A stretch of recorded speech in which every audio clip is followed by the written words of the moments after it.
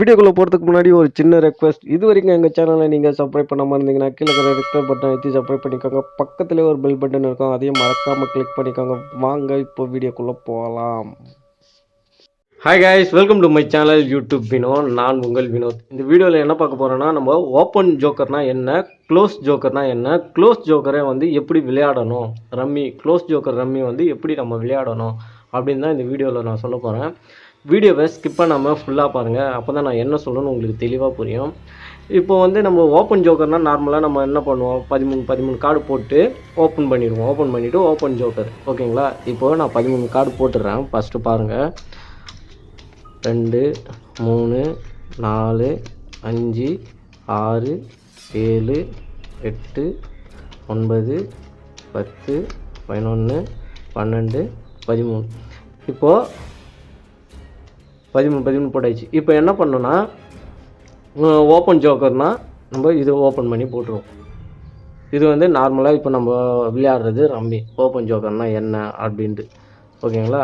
இப்போது இதுவே வந்து க்ளோஸ் ஜோக்கர்னால் என்ன, அது எப்படி விளையாடணும் அப்படின்னா, இப்போது இந்த மாதிரி ஒரு ஜோக்கர் நமக்கு கிடைச்சிதுன்னா இதை நம்ம வந்து காட்டணும்னு அவசியம் இல்லை. இது வந்து எதுக்குனாலும் யூஸ் பண்ணிக்கலாம். இந்த ஜோக்கர் வந்து நமக்கு வந்ததுன்னா அதை பற்றி எந்த பிரச்சனையும் இல்லை.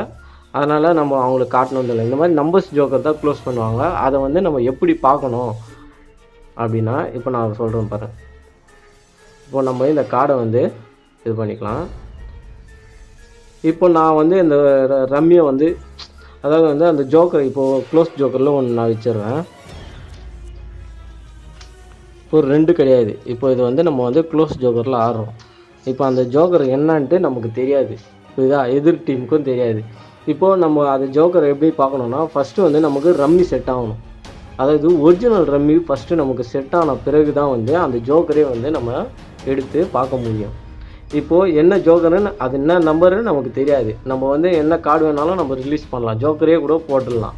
அதனால் கொஞ்சம் உஷாராகணும். இப்போ வந்து எனக்கு ஒரிஜினல் ரம்மி எதுவுமே இல்லை. அப்போ என்ன பண்ணணும்னா, ஃபஸ்ட்டு கார்டு எடுத்து நம்ம விளையாடுவோம். இந்த மாதிரி வரலைன்னா போட்டுருவோம். அதே மாதிரி அவங்களுக்கும் வரலைன்னா என்ன பண்ணுவாங்க, எடுத்து போட்டுருவாங்க. திருப்பி நம்ம என்ன பண்ணுவோம், எடுத்து போட்டுருவோம்.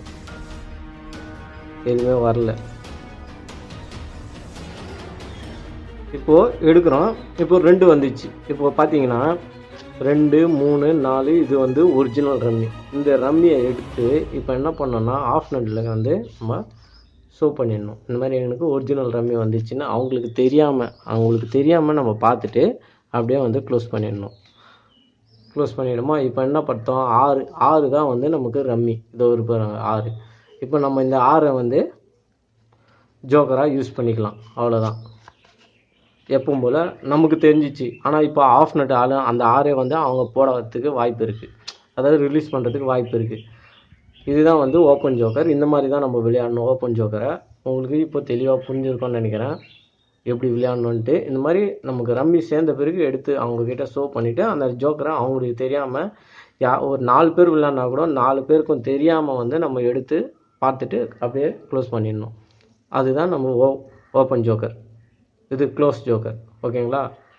இப்போ உங்களுக்கு தெளிவாக புரிஞ்சிருக்கும்னு நினைக்கிறேன். இந்த வீடியோ பிடிச்சிருந்தால் லைக் பண்ணுங்கள், ஷேர் பண்ணுங்கள், மறக்காமல் எங்கள் சேனலை சப்ஸ்கிரைப் பண்ணிக்கோங்க. நன்றி, வணக்கம்.